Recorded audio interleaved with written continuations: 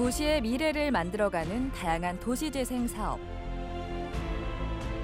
빠르게 변화하는 시대에 여전히 우리 주변에서는 도움의 손길을 필요로 하고 있습니다.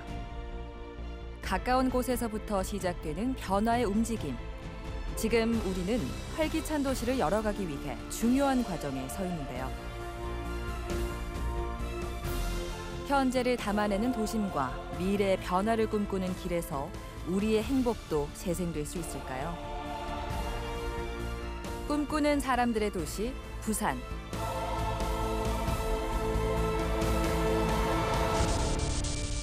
대한민국 제2의 도시 부산의 위상이 흔들리고 있습니다. 부산 경남은 지금 이 시간에도 빠르게 늙어가고 있습니다. 결국은 마을이 사라져버린다는 얘기인데요. 우리는 대한민국 제2의 도시 부산에 살고 있습니다. 하지만 언젠가부터 부산은 좋은 소식보다 안타까운 소식들이 많이 들려오고 있는데요. 지금 우리가 살고 있는 부산의 모습은 어떤 모습인가요? 우리가 원하는 행복 도시는 의외로 간단합니다. 좋은 일자리를 갖고 사회적으로 안정되고 미래를 꿈꿀 수 있는 여유가 갖추어지는 것. 익숙한 도시에서 찾는 행복은 바로 그런 것입니다. 급속한 경제 성장과 산업화에 발맞춰 숨가쁘게 달려와야 했던 사람들. 그들의 지속 가능한 미래를 위해서는 어떤 도시 재생이 필요한 걸까요? 도시 재생의 정의를 저 나름대로 정의를 해보자면 쓸모 없던 것들을 좀 쓸모 있게 만드는 게 도시 재생이 아닌가. 지역적인 공간을 그렇게 컨셉을 갖고 있습니다. 도시재생 스타트업 기업에 투자하기 위해 모태펀드를 조성하게 되었는데 이 모태펀드를 성공적으로 추진하기 위해 주택도시보증공사와 펀드 운용사와의 협의체라고 보시면 됩니다. 도시재생 분야의 모태펀드는 처음 하는 시도이기 때문에 도시재생 활성화라는 본래의 취지에 맞게 진행되고 있는지 점검을 하고 향후 일자리 창출을 통해 사회적 가치 실현을 할 수 있게 유도하는 역할을 한다고 생각됩니다. 도시재생 분야의 청년 창업과 중소벤처기업 등을 지원하기 위해 도시재생 모태펀드가 조성됐습니다.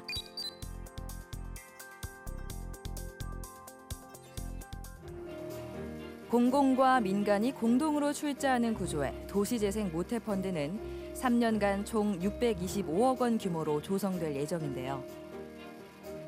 이를 통해서 투자를 받은 기업이 성장하면 지역에 일자리를 만들고 발생한 수익을 지역 내에 재투자하는 경제 선순환을 기대할 수 있습니다. 도시를 재생하는 일은 사람들의 노력과 관심도 중요하지만 재정비를 위한 자금이 뒷받침돼야 합니다. 자금이 있어야 낙후된 건물들도 새 옷을 갈아입고 마을의 분위기나 안전 문제 등도 개선될 수 있죠. 도시재생 같은 경우에 공공, 민간 또는 민관 협력 등 여러 사업 주체들이 사업에 참여하고 또 자금 조달도 공공, 민간 또 여러 사람들로부터 또는 주체들로부터 자금을 조달하게 되는 거죠. 이런 자금 조달 방식이라든지 리츠로 추진하기에 아주 적합한 사업이라고 할 수 있습니다. 이 리츠 사업이라는 거는 정의하기로는 이 국토법상에 다수의 투자자로부터 주식 발행 등을 통해 모은 자금을 부동산에 투자 운영하여 얻은 수익을 투자자에게 배당하는 것이 목적인 주식회사, 이렇게 정의하고 있습니다.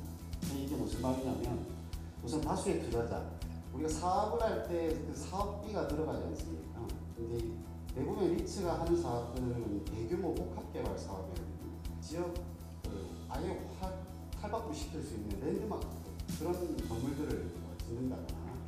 리츠 자산관리센터는 자리츠에 대한 직접적인 출자를 담당하는 앵커 리츠의 자산관리자의 업무를 수행하고 있으며 도시재생 뉴딜 리츠 사업의 원활한 사업의 추진을 위하여 주택도시기금의 출자, 융자로 이루어진 복합금융지원과 민간 차입에 대한 보증의 승인을 담당하고 있습니다.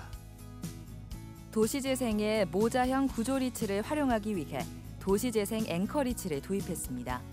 이는 도시재생 사업의 지원 대상을 확대하고 탄력적인 기금 운용과 사업 발굴로 이어질 수 있는데요. 이렇게 되면 도시재생 사업도 더욱 활기를 띠게 될 겁니다. 모자리츠는 2019년도에 주택도시기금법을 개정해서 도입된 제도입니다. 기존에는 주택도시기금이 도시재생 사업을 하는 리츠에 직접 출자하는 방식이었습니다. 그런데 그렇게 직접 출자하다 보니까 그 사업의 수익에 따라서 기금이 투자하는 투자 리스크 때문에 출자하지 못하는 경우가 일부 있었던 것이거든요.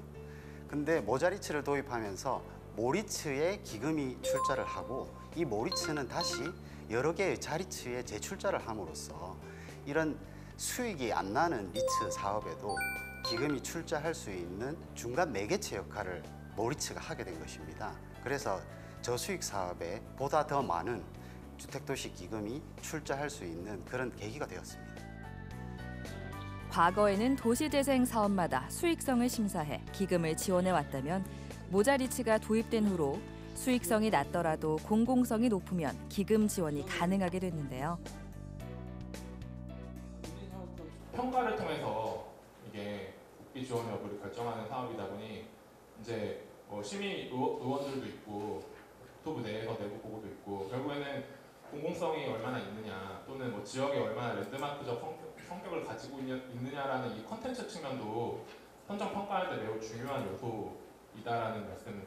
도시재생 혁신지구 사업을 통해서 지역 경제 활력을 제고할 수 있고 국민의 삶의 질을 높일 수 있습니다. 구체적으로는 쇠퇴 지역의 지역 주민들이 원하는 시설들, 예를 들어서 복지센터라든지 서민 신혼부부들을 위한 주거시설이라든지 이를 수행하기 위해서 정부가 단일로 나서는 게 아니라 정부, 지자체, 공공기관, 민간이 모두 같이 힘을 모아 사업을 해나가는 사업입니다. 국토교통부는 도시재생 속도를 높이기 위해 지자체, 한국토지주택공사 등 공공이 주도해 주거, 상업, 산업 등의 기능이 모인 혁신지구의 거점을 조성하도록 했습니다. 정부는 작년 2019년에 도시재생 혁신지구를 4개를 지정을 하였고 올해에도 5개 내외를 지정을 해서 지역의 거점들을 조성을 해서 국민들의 삶의 질을 높이기 위해서 최선을 다할 계획입니다. 하늘에서 내려다본 부산의 모습. 참 많은 집들이 빼곡히 들어서 있는데요.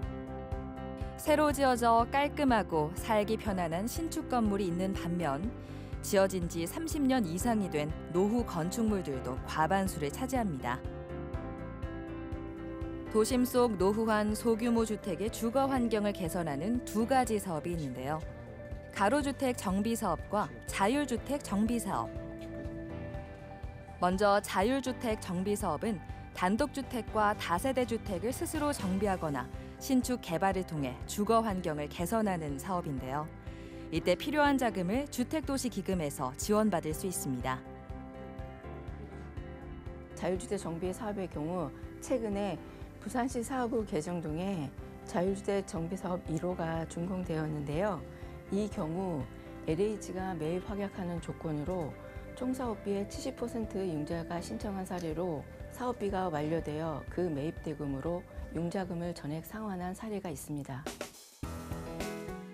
자율주택 정비 사업은 2018년 도입된 이후 주거 환경 개선을 위한 핵심 사업으로 추진되고 있는데요.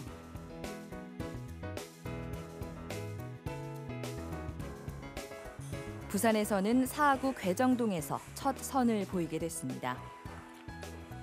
기존의 노후한 주택을 철거하고 새로운 다세대 주택으로 재탄생됐습니다. 우연히 국토부 보도자료에 소규모 정비사업인 자율주택 정비사업을 알게 되었고 이 사업이 허브에서 사업비의 70%까지 융자가 가능하고 그리고 저렴한 금리에 만기기간 또한 넉넉하다는 것을 알게 되어서 사업을 추진하게 되었습니다. 사실 노후화된 건물들 중에서는 재정비 사업을 추진하다 사업이 엎어진 경우도 많습니다. 주민들 입장에서는 마을의 새 단장을 기대하다 실망감에 사로잡힐 수 있는데요. 이러한 어려운 조건 속에서 자율주택 정비 사업이 빛을 본 사례도 있습니다.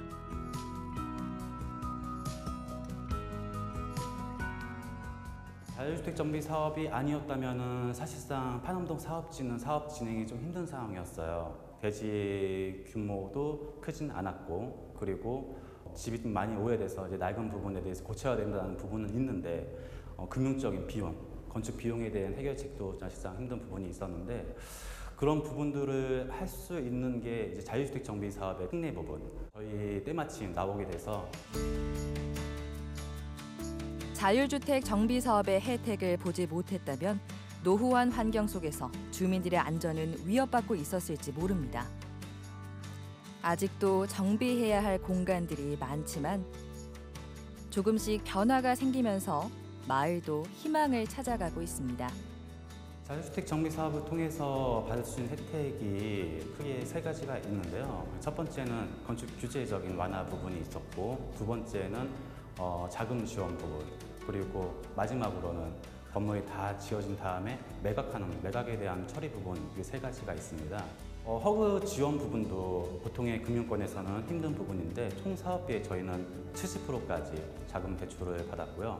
그로 인해서 추가적인 저희 자금 소요가 없이 허그 기금으로만 건물을 준공할 수 있었습니다. 노후화된 주택을 2인 이상의 토지 등 소유자들이 전원 동의를 통하여 주민합의체를 구성해서 스스로 개량하거나 건설하는 사업이며 이 사업을 추진하기 위해서 필요한 자금을 융자해주는 상품입니다. 자유주택 정비 사업의 혜택은 금융비용의 절감인데요. 총 사업비의 50%에서 70%까지 가능하며 기간은 준공 후 6개월까지 융자를 상환하여야 하지만 1년 단위로 최장 5년까지 연장할 수 있습니다. 자율주택 정비 사업보다는 조금 크고 일반적인 재건축, 재개발 사업보다는 작은 규모에는 가로주택 정비 사업이 있습니다. 1983년에 준공된 서울 구로의 한 아파트. 단지가 큰 아파트는 일찍이 재건축에 성공했지만 상대적으로 단지가 작았던 3차는 사정이 달랐는데요. 가로주택 정비 사업이 큰 힘이 됐습니다. 지역이 많이 발전이 됐잖아요. 맨 처음에 이렇게 어둡고 좀 이렇게 아이들이 와갖고 막 불량스럽게 놀던 그런 곳인데 지금 이렇게 보시다시피 환하게 우선 마을 입구가 변했다는 거, 그거에 의해서 저희들은 만족하고 있습니다. 전국에는 30년 이상 된 노후 건축물들이 46%를 차지하고 있는데요. 가로 면적이 10,000제곱미터 미만이면서 필요 조건을 충족할 경우 가로주택 정비 사업을 진행할 수 있습니다. 가로주택 정비 사업의 혜택으로는 본 사업비 때 인가서상의 종전자산평가액의 50%의 이주비를 사업비에 포함하여 신청을 가능합니다. 본 사업비는 총 사업비의 50%에서 70%까지 가능하며 이주비를 포함된 경우에는 준공 후 6개월까지 상환하여야 하지만 사업비는 1년 단위로 최장 5년까지 연장할 수 있습니다. 도시의 3분의 2에서는 인구 감소, 산업 침체, 생활 환경 악화 등의 현상이 일어나고 있습니다. 특히 접근성이 떨어지고 주변의 개발이 더딜수록 젊은 사람들이 계속해서 빠져나가게 되는데요. 이렇게 쇠퇴해져가는 도시를 살리기 위해 도시재생은 반드시 필요한 과정입니다. 우리가 도시 재생이라고 하면은 조금 이렇게 용어가 그 재생이라는 그 단어 때문에 조금 낯설게 들릴 수도 있는데 재생 말 그대로 우리가 다시 어떤 사물에 대해서 생기를 불어넣는다 이런 뜻이잖아요. 그 앞에 이제 도시자가 붙어가지고 어떤 도시에 다시 활기를 불어넣는다 어떤 이런 뜻인데요. 지금 저희 사업지가 있는 중구의 영주동과 같이 한때 이 활기가 넘쳤던 그런 도시가 젊은 친구들이 이 도시를 떠나고 산업의 어떤 유형이 변하면서 인구 이동이 발생하고 고령화율이 높아지고 하면서 도시가 활기를 잃어갔습니다. 또 원도심 중에서도 원도심의 이 주거지는 이 활기를 완전히 잃어가고 있습니다. 이렇게 잃어가는 활기를 저희들이 다시 부흥시키기 위해서 도시재생 사업을 다양한 측면에서 하고 있습니다. 부산에서 가장 오래된 최고령 아파트, 시에서 지은 최초의 시민 아파트, 이곳을 수식하는 이름들입니다. 1971년 준공돼 50년이 돼가고 있는데요. 이곳의 재정비 계획을 알리는 설명회가 진행됐습니다. 도시 및 주거환경준비법에 의하면 준비계획 결정 및 구역 지정을 위한 주민공람을 실시하고 주민설명회를 반드시 개최하게끔 되어 있습니다. 주민 설명회는 주민의 의견을 청취하고 사업 계획을 설명하는 자리가 되겠습니다. 2012년 재난위험시설 D등급을 받은 이곳. 오래된 세월만큼 낡고 닳아 주민들의 불안감도 커져가고 있는데요. 30년 이상 이곳에서 삶을 보낸 주민들이 대부분인 만큼 누구보다 간절하게 하루빨리 살기 좋은 터전이 되기를 바라고 있습니다. 정비구역 지정 사유입니다.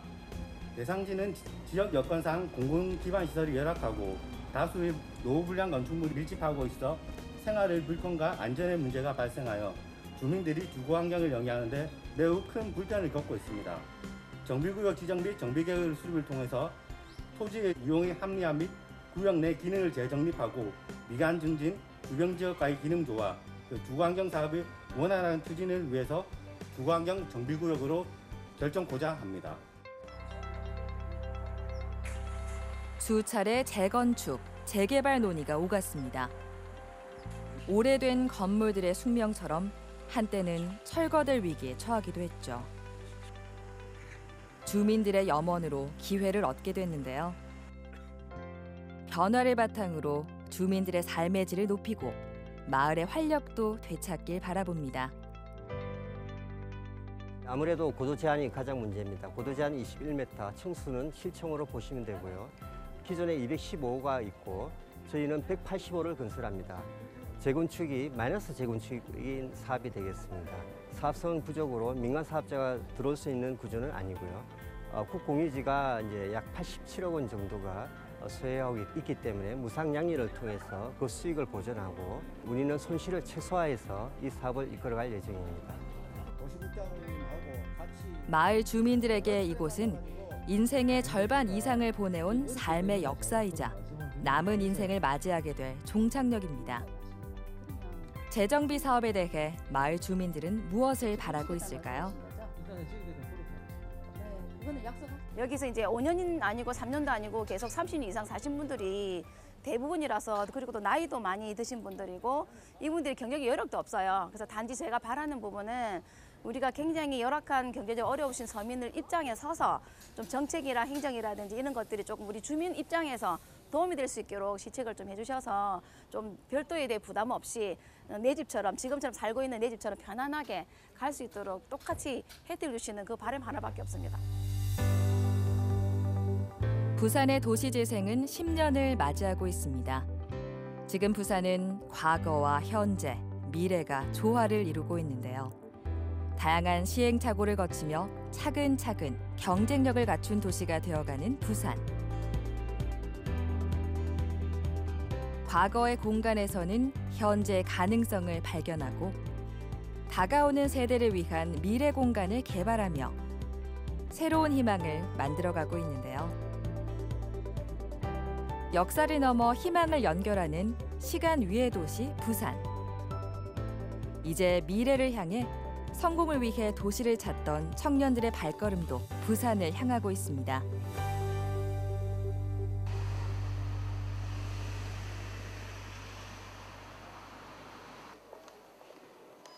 도시재생 사업을 추진하려면 다양한 인력들이 뒷받침돼야 합니다. 부산에서는 이러한 인력들을 양성하기 위해 청년 도시재생사 과정을 운영하기 시작했는데요.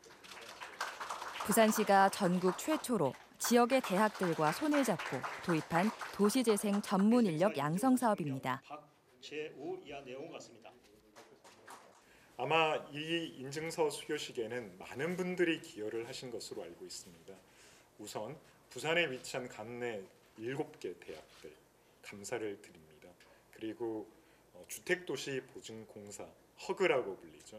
허그에서도 많은 기여를 해주셨습니다. 도시재생지원센터에서도 많은 노력들을 해주셨고요. 아마 오늘 인증서를 받게 되는 모든 분들이 여러분들의 노력과 함께 부산시와 앞에서 제가 말씀드린 이런 기관들이 보이지 않는 곳에서 많은 지원이 있었기 때문에 오늘과 같은 이런 영광스러운 자리가 마련될 수 있었다고 생각을 합니다. 지금 이미 현재 도시재생 프로그램들이 많이 진행되고 있는데 저희처럼 이제 젊은 청년들의 시선으로 창의적인 아이디어들이 또 이렇게 결합되면 더 좋은 시너지 효과를 낼 수 있고 학교 수업 캠프도 그렇고 이번에 청년 캠프 통해서 멘토링을 진행하면서 도시재생 프로그램들이 어떻게 진행되고 있는지 전반적으로 알 수 있었고 저희가 거기서 또 어떤 역할들을 할 수 있을지 생각해보는 시간이 되었던 것 같습니다.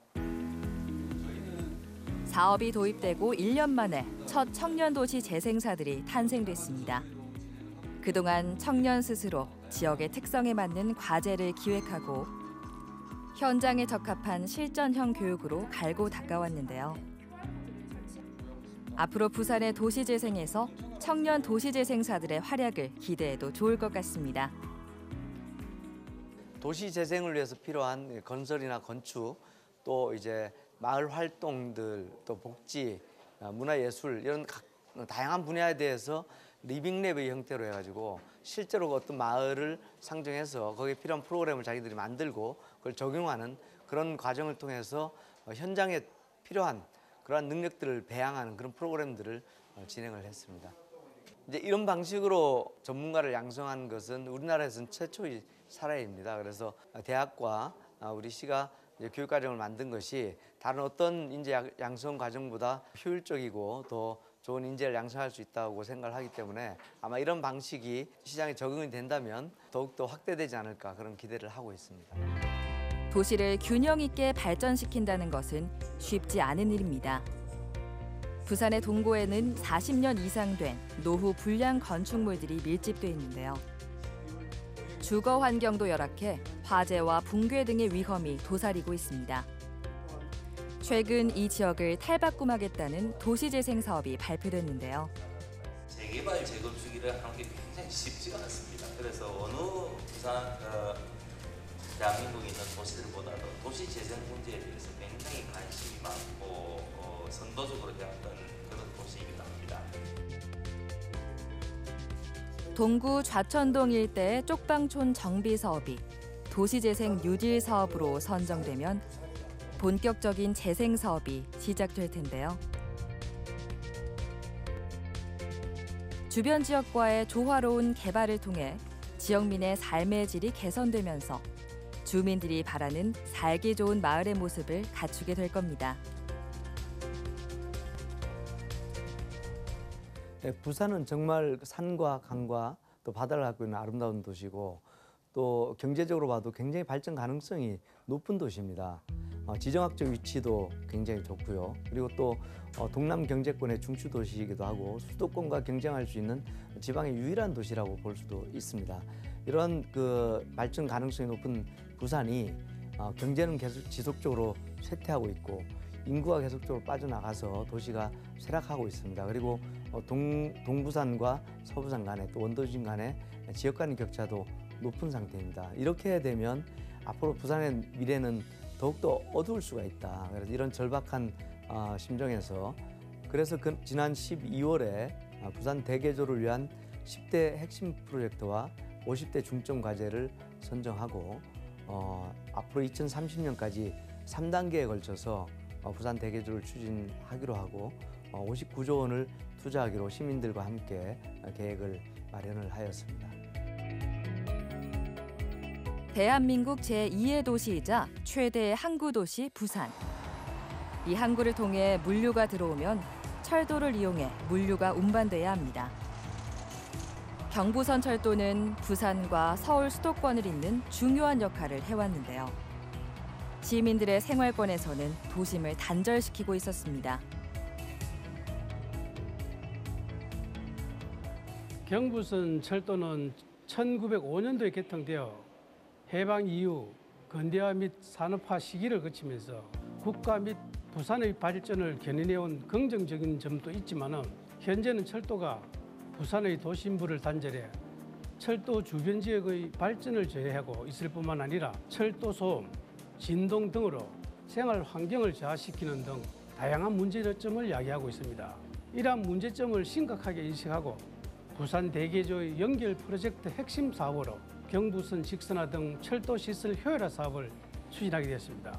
이 사업은 구포에서 부산 지금까지 경부선 직선화를 통해 서부산권과 도심권의 발전 동력을 확보하고 철도 유유부지의 활용과 주변 지역 개발을 통해 시민 삶의 질을 개선하는 데 있습니다.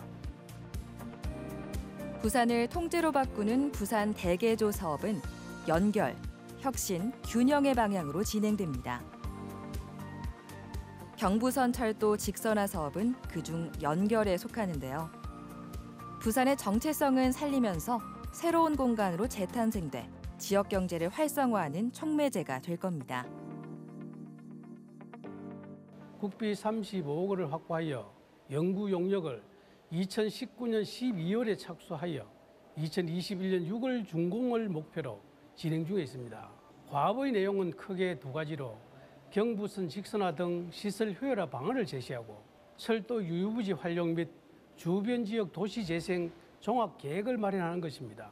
본 사업이 완료가 되면 오랜 세월 철도로 인해 단절되고 없어졌던 옛길도 찾아내고 그 위에 또 새로운 길을 연결함으로써 낙후된 원도심의 주거지와 골목 상권을 되살리고 저마다의 공간과 장소에서 우리들이 누릴 수 있는 기회를 되살리고 회복하는 도시 재생의 길이 열릴 것입니다. 개항 140년을 맞은 부산항은 큰 전환점을 맞이하고 있습니다. 부산시는 북항 통합개발과 원도심 도시재생을 연계해 소멸 위기의 원도심을 살리고 철도, 항만시설로 단절된 도심부의 연결성을 회복하고자 했는데요. 북항 재개발 사업 주변 지역에는 종합계획이 없어 여러 부처 기관에서 개별 사업을 각각 추진하고 있어 비효율적 개발 우려가 있습니다. 이에 따라 개별 사업 등을 통해 개발하고자 현 정부에서 2017년 12월 북항 일대 통합개발 구상안을 마련하였고 북항 통합개발 사업의 원활한 추진을 위해 부산시, 국토교통부, 해양수산부 등이 참여해서 2019년 3월 북항 통합개발 추진단을 출범, 통합개발 기본계획을 발표했습니다. 현재 진행 중인 북항 재개발 1단계는 부산항 재래부두 내 항만시설을 재개발한 사업이지만 2단계의 자성대부두 등 항만시설뿐만 아니라 부산역, 부산진역 시와이 등 철도시설 재배치와 인근 노후공단 지역, 주거지역까지 확대 발전시킨 통합개발 사업입니다. 북항 재개발 사업은 우리나라 최초의 항만 재개발 사업으로 2008년 착공됐는데요. 북항 재개발 지역과 연계한 원도심 재생 사업은 원도심의 역사와 문화를 연결하면서 특색 있는 도시의 모습을 갖추게 될 겁니다. 원도심은 동서부산 개발의 가속화 과정에서 소멸 위험의 경고와 함께 도시 세태도는 전국 최고 수준에 이르렀습니다. 철도, 항만시설로 도심부가 단절되면서 도시 공간의 왜곡 현상이 발생하였으며 도시 인프라 구축도 원활하지 못했습니다. 왜곡된 공간 구조로 인해 세계적인 관리도 이루어지지 못하고 있는 실정입니다. 그래서 우리 시는 이런 문제점을 알고 있기에 원도심의 해결책은 철도 항만시설로 단절된 도심부의 연결성 회복이라 판단했습니다. 도심 본연의 기능을 회복해 사람이 돌아오는 도심지로 전환하고 바다와 산, 도심이 함께 어우러지는 도시재생으로 해양수도 부산의 경쟁력을 높이고자 원도심 재생을 추진하게 되었습니다. 특히 공공성 확보를 위해 시민들의 다양한 의견을 수렴하고 시민들이 원하는 방향으로 개발될 수 있도록 시민공청 개최와 범시민 추진 협의회를 구성 운영하겠으며 도시 경관 및 공간구조 등을 종합적으로 검토하기 위해 각계 전문가로 구성된 도시건축 태스크포스 팀을 운영하여 미래지향적인 계획이 수립될 수 있도록 노력하고 있으며 국토교통부, 해양수산부 등 중앙부처와의 적극적인 협의 등을 통해 쇠락하고 노후한 원도심을 살리고자 최선을 다하고 있습니다. 강과 천으로 둘러싸인 국내 유일의 친수 환경과 국가 교통망이 교차하는 교통의 요충지에 위치하고 있으며 국제 물류, 산업단지가 인접한 이곳. 지역 경제 악화, 인구 유출 등 노후된 도시의 문제점을 개선하기 위해 이곳에 에코델타시티를 조성하게 됐습니다.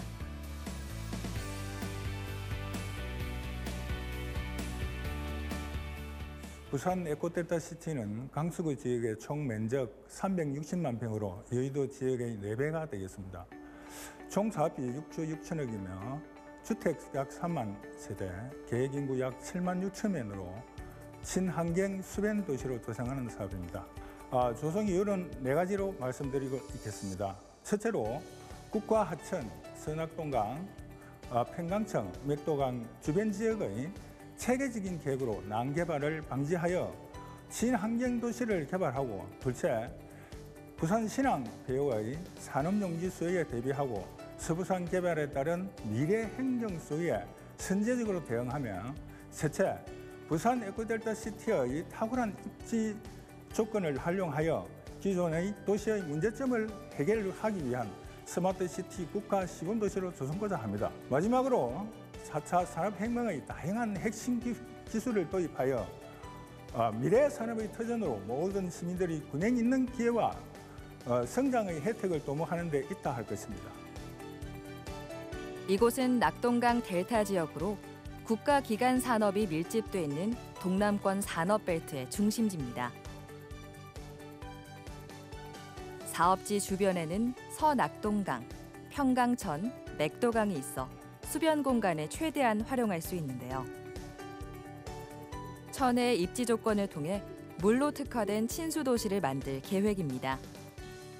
부산 에코 델타 시티는 12년 12월 달에 친수 지정 고시 이후에 차질 없이 공사를 진행 중에 있습니다. 현재 전체 공룡률이 50%에 달성하고 있습니다. 사업부지 전체가 360만 평의 대규모임에 따라 효율적 추진을 하기 위해서 명지동, 강동동, 대저 2동 이렇게 3단계로 나눠서 개발하고 있습니다. 특히 이제 분양은 전체 160만 평 중에 지금 현재 18%인 31만 평을 완료했고요. 특히 올해 그 조기 스마트 시티 조기 활성화를 위해서 올해 하반기에는 스마트 시티의 인근에 주거 용지를 집중 공급할 계획으로 있습니다. 스마트 시티는 급속한 도시화로 발생하는 다양한 도시 문제를 4차 산업혁명 기술을 활용해 해결하려는 시도로 국내에서는 부산 에코델타 시티와 세종시 5-1 생활권 두 곳이 국가 시범도시로 지정됐는데요.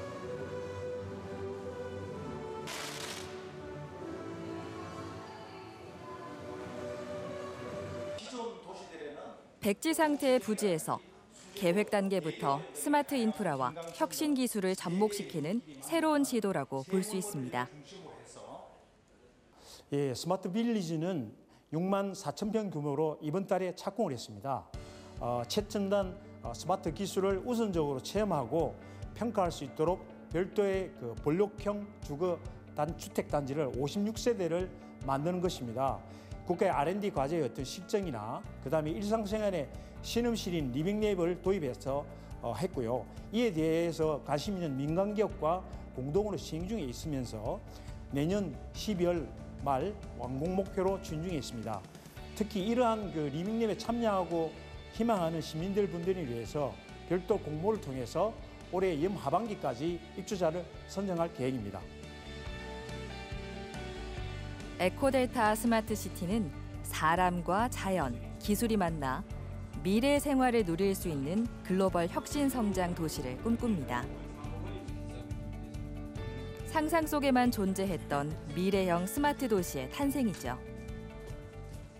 기존의 이런 신산업들을 하는 데 있어서의 장애가 되었던 규제들을 어떻게 하면은 없앨 것인가, 그리고 어떻게 하면 성장, 혁신의 중심이 되게 할 것인가, 이런 문제에 대해서 깊이 고민하고 있고, 앞으로 스마트 도시법이 그렇게 통과되게 된다면은 여기서 기존의 규제가 없고 새로운 혁신이 이루어질 수 있는 법적, 제도적 토대가 마련될 수 있을 것이라고 생각을 합니다. 부산 에코델타 시티는 첨단 산업, 국제물류, R&D 기능이 복합된 자급 도시로 국가 균형 발전 및 동남권 산업경제 활성화에 기여하고 수변 내지 문화, 생태 기능이 조화된 글로벌 친수도시 조성을 목표로 하고 있습니다. 주택 3만 호 공급과 함께 인구 7만 6천 명이 유입될 예정입니다. 또한 우리 시와 상생 발전을 위해 공사 발주 시 지역 건설업체의 참여로 지역 일자리 창출 및 경제 발전에 기여할 것입니다. 그리고 서부산 개발과 동남권 산업벨트와 연계한 각 61만 평의 첨단 산업 및 물류 기능 유치로 부산권의 미래 신성장 동력을 마련하여 부산 지역 경제 활성화의 촉진제 역할을 할 것입니다. 부산 해운대구 반여, 반송동 일대에 조성되는 센텀 2지구 도시첨단 산업단지. 기존의 산업단지는 제조업 중심의 생산시설과 편의시설이 부족해 노동 환경이 좋지 않았습니다. 부산의 산업단지는 1980년 신평장림 산업단지 최초 지정 이후 현재 26개로 확대되어 제조업의 생산 거점으로 지역 성장을 견인하였습니다. 그러나 최근 부산의 지역 성장률은 사회 경제 등 여건 변화로 점차 둔화되고 있으며 고급 일자리 부족으로 청년층의 역외 유출이 심화되고 있는 실정입니다. 이에 우리 시는 지금까지 제조업 위주였던 부산의 산업단지 개발 방식에 벗어나 4차 산업혁명 시대에 대응하기 위한 새로운 산업 생태계 조성이 필요하게 되어 산업단지를 추진하게 되었습니다. 부산의 테크노밸리라고 불리는 센텀 2지구. 이곳에서는 창업 지원 시설, 융합 부품 소재, 정보통신기술, 바이오 헬스, 영상 영화 콘텐츠 등을 유치할 계획입니다. 수도권 중심의 혁신 창업 생태계의 한계를 극복하고 센텀 2지구 도시 첨단 산업단지를 남북권 4차 산업혁명 혁신 창업 허브로 육성하는 것입니다. 또한 부산시 미래 산업의 인재를 키우고 인재가 기업을 성장시켜 궁극적으로 부산을 키우는 선순환 구조가 정착되어 미래 4차 산업혁명 메카 도시로 롤 모델이 될 것입니다. 4차 산업혁명 공간으로 재탄생될 센텀 2지구 첨단 산업단지와 함께 부산의 산업 구조를 혁신하게 될 곳이 또 한 곳이 있는데요. 부산의 대표적인 노후공단으로 꼽히는 사상공단입니다. 이곳은 복합문화센터와 첨단 제조, 지식산업센터 등이 들어서는 사상 스마트시티로 거듭날 예정인데요.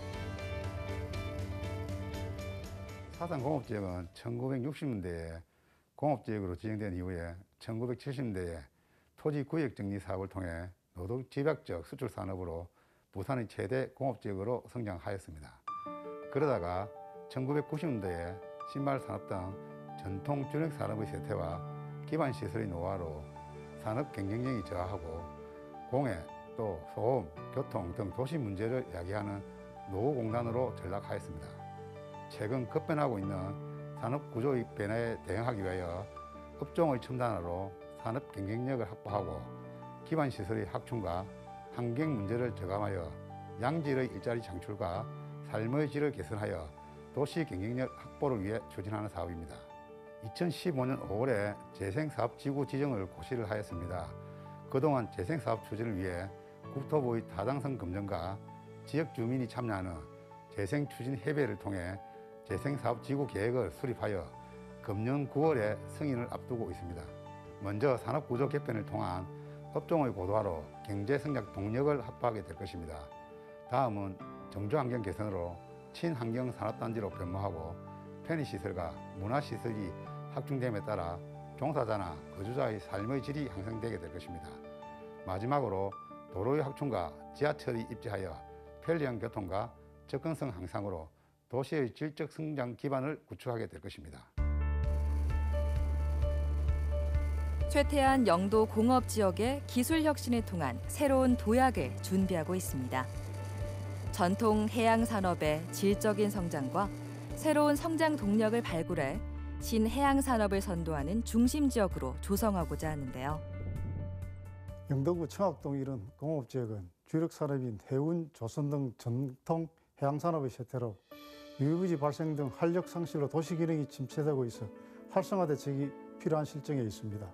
그리고 국내 유일의 해양수산 연구기관이 있는 동삼혁신지구는 연구개발, 교육, 조사 기능 한정으로 연구 성과의 실용화 및 산업화가 필요하나 유해부지 확장성 제한 등으로 어려움이 있고 편의시설 등의 정주 여건 또한 열악한 실정입니다. 이에 우리 시에서는 영도 청학동 이런 공업지역을 동삼혁신지구 R&D 연계를 통한 신해양산업 거점으로 조성하여 산업혁신을 선도하는 중심지역으로 바꾸고자 하는 것입니다. 일제강점기부터 국내 해양수산산업의 중심지이자 근대 산업의 전진기지였던 영도구 청학동. 해양산업 혁신의 잠재력을 보유하고 있는 이곳에서 새로운 혁신의 바람이 불기 시작했습니다. 영도 부스터벨트 조성 사업은 1, 2단계로 구분하여 진행됩니다. 1단계는 시범사업으로 한국주택토지공사와 함께 유부지를 활용한 선도 사업을 통하여 산업, 상업, 업무, 주거, 문화 등 시설을 갖춘 융복합 앵커 시설을 조성하여 산업 혁신 거점으로 조성하게 됩니다. 현재는 시범 사업지에 대한 부지 매입 협의 및 사업계획 수립 용역 발주 중에 있으며 올해는 부지 매입 완료와 함께 용역이 착수돼 본격적으로 사업이 진행되게 됩니다. 2단계는 정부 공업지역 활성화 제도와 연계하여 기존 공장은 유지하면서 중장기적으로 기반시설 전개와 함께 해양신산업, 문화, ICT 등 연관산업으로 업종 전환 및 산업 유치를 통해 경쟁력을 강해 나갈 계획입니다. 국내 유일의 해양수산 연구기관이 있는 영도 청학동 공업지역. 이곳에서 R&D 기관들과의 클러스터 구축으로 해양신산업 부스트벨트가 조성되면 또 하나의 해양발전 핵심 공간으로 자리매김하게 될 겁니다.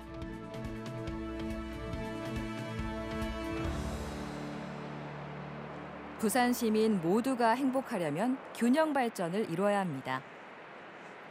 부산 대개조 균형 발전 핵심 프로젝트 중 하나로 동남권 관문공항 건설이 있는데요.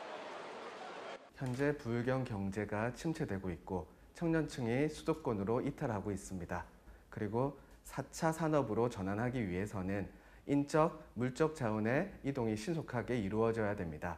그렇기 위해서는 24시간 운영 가능한 안전한 공항이 필요합니다. 그러나 김해공항은 저녁 11시부터 오전 6시까지 운행이 제한되고 짧은 할주로 그리고 많은 산악 장애물로 그러한 역할을 할 수 없습니다. 하지만 가덕 신공항으로 가게 된다면 24시간 운영 가능하고 안전한 공항이 될 수 있습니다. 세계 6위의 물동량을 처리하는 부산신항과 더불어 부울경 신공항이 건설된다면 항공물류와 항만물류를 한 번에 처리할 수 있는 시너지를 가져오게 됩니다. 홍콩, 싱가포르와 같은 세계적인 물류 허브 도시로 경쟁력을 갖출 수도 있는데요. 부울경 신공항의 역할은 국토 균형 발전의 시발점이 될 수 있다고 생각합니다. 현재 수도권으로 인적, 물적 자원들이 폭발적으로 흡수되고 있습니다. 이러한 현상이 대한민국 전체로 봐서도 좋지 않다고 생각합니다. 이런 것을 극복하기 위해서는 분산이 필요합니다. 인천공항은 세계 제1의 여객 중심의 공항으로 부울경 신공항은 물류 중심의 공항으로 가는 것이 국토 균형 발전의 측면에서도 바람직하다고 생각합니다. 세계적인 규모의 역사적인 글로벌 축제 월드 엑스포를 2030년 부산에서 유치할 수 있다면 얼마나 좋을까요? 약 200개국 5,050만여 명이 참가하는 세계인의 축제. 부산은 2030 월드 엑스포를 위해 준비된 도시입니다.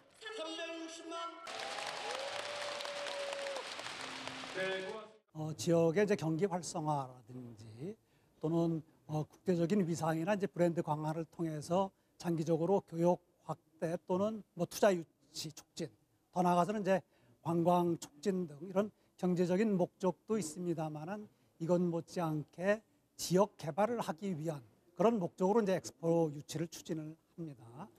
부산 경제권을 중심으로 한 동남권의 경제 발전은 물론이고 우리 또 부산의 그 큰 장기적인 목표인 도시 대개조를 완결짓고 또 이거를 촉진하는 매개체 역할로 우리 엑스포가 충분히 해낼 수 있기 때문에 엑스포가 반드시 유치되어야 됩니다. 현재 2030 부산 월드 엑스포는 유치 신청과 유치 계획서 작성을 위한 준비 단계에 있습니다.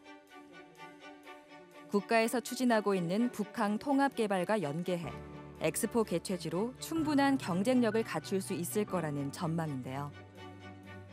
개최 7년 전에 이제 결정이 됩니다. 그래서 2030년도 월드 엑스포니까 2023년 11월 말에 있을 BI 총회에서 이제 169개 회원국 투표로 결정이 되는데요.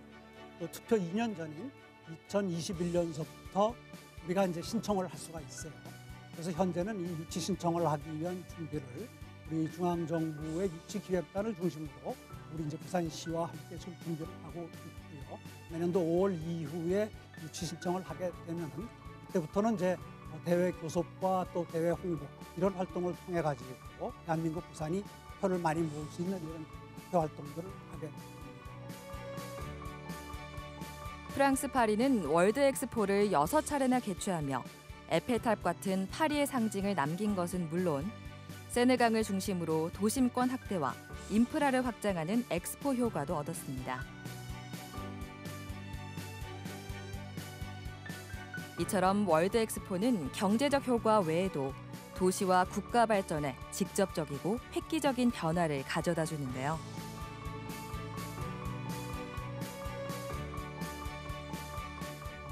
엑스포 유치에서 주제가 참 차지하는 비중, 중요성이 굉장히 큽니다. 주제는 우선은 그 개최를 하려는 우리나라, 특히 이제 북한 지역 여기하고 어떤 그런 적합성이 이제 인정이 돼야 되고요. 또 시의적으로도 적절을 해야 되고 또 전 세계 모든 나라들이 이제 공감을 할 수 있는 그런 이제 주제가 만들어져야 되기 때문에 주제를 개발하고 만든다는 게 굉장히 고난도의 이제 작업입니다. 그래서 지금 이 부분은 우리 중앙정부에 있는 범정부 유치기획단에서 전문가들하고 함께 같이 지금 만들어가고 있고요. 아마 금년 연말께면은 이제 좋은 내용의 주제가 만들어질 걸로 기대를 하고 있습니다. 2030 부산 월드 엑스포가 유치된다면 부산의 발전에 큰 원동력이 될 겁니다. 지역 기업에는 다양한 사업 기회가 주어지면서 성장의 발판이 마련되고 일자리는 크게 증가하게 되죠. 시민들은 월드 엑스포 개최지라는 자긍심을 가지고 세계 각국의 기술과 문화를 경험할 수 있는 기회를 얻을 수 있습니다. 우리 도시 대개조 프로젝트가 이제 본격적으로 되니까 시민들에게도 이제 이 북한 일대가 시민 친화적인 그런 지역으로 이제 변모가 될 겁니다. 또 못지않게 이제 엑스포가 열리는 6개월 동안에 굉장히 많은 그런 문화 공연 행사가 열리게 됩니다. 이건 뭐 우리 시민들이 그만큼 국제적인 그런 규모의 행사들을 또 경험을 할 수 있다는 것과 또 우리가 이제 안방에서 전 세계 여행을 할 수 있는 그런 효과를 또 누릴 수가 있는 거죠. 대한민국에서 만들 수 있다면 우리는 어마어마한 자산을 엑스포를 통해서 얻게 될 수 있지 않을까 이렇게 생각이 됩니다.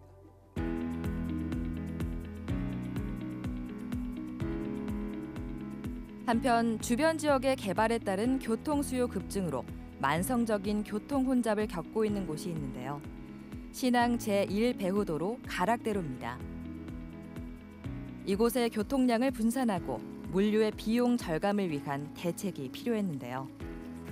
부산 신항 개발에 따른 항만 물동량 증가와 국제 산업 물류 도시 등 주변 지역 개발 사업의 가속화로 산업단지가 밀집한 강서 지역, 특히 신항 배후도로가 교통 체증이 만성화돼서 물류 비용 증가 등 서부산 지역 발전에 걸림돌이 되어 왔습니다.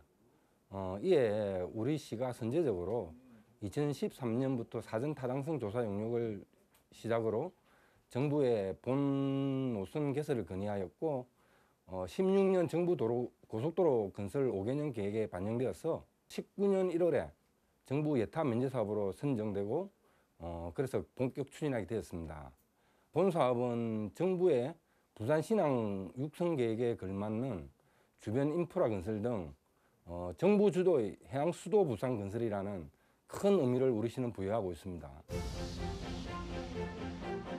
총 길이 14.6km, 총 사업비 9,787억 원이 소요되는 대규모 사업. 부산 신항과 김해 간 고속도로가 완공되면 1조 4천억 원에 달하는 경제 유발 효과가 발생할 거라고 예상합니다.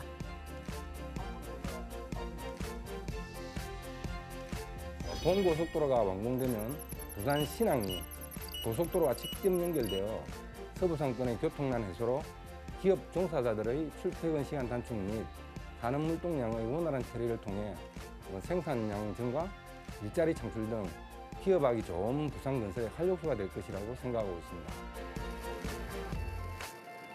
도시가 균형 있는 발전을 이루려면 편리한 교통망이 마련돼야 합니다. 부산시는 동해안과 남해 경제권을 하나로 묶을 수 있는 국내 최초의 지하 고속도로를 계획하고 있는데요. 사상 현대간 고속도로 건설 사업은 남해 고속도로와 동해 고속도로를 대심도 지하차도로 연결하는 사업으로서 총 길이가 22.9km, 총 사업비가 2조 188억 원이 소요되는 대규모 SOC 사업이자 부산 대개조의 핵심 사업입니다. 남해 고속도로와 동해 고속도로를 직접 연결하여 동남해 경제권을 하나로 묶어서 동남 광역 경제권을 형성하게 되고 그 중심에 부산이 자리 잡아 지역 경제 활성화에도 크게 기여할 것으로 예상됩니다. 이제 시민을 위한 도시, 또 시민 중심의 도시로 바뀔 수 있다고 봅니다. 에코델타 시티부터 시작해서 또 이제 사장 스마트 시티 이렇게 이제 이어지면서 새로운 산업을 위한 터전들이 마련되고 있습니다. 이제 더 이상 젊은이들이 부산을 떠나지 않고 부산에서 일자리를 만들고 부모님과 함께 사는 그런 도시를 만들어낼 수 있다고 생각을 합니다. 연결과 혁신, 균형의 가치를 기반을 두고 그 속에서 누구나 살고 싶어 하는 그런 도시로 발전시켜 나가고자 합니다. 바쁘게 돌아가는 세상 속 부산은 매일 새로운 변화를 맞이하고 있습니다. 과거와 현재, 미래가 한 시대에 맞닿아 있는 꿈꾸는 사람들의 도시 부산. 살아있는 역사의 중심에서 새로운 희망을 만들어갑니다.